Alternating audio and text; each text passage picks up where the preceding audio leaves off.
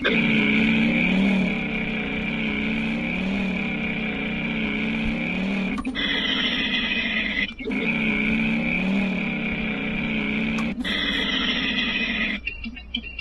alaykum CBB mijozlari. Navbatdagi modelimizni mototsikl Harley Davidson.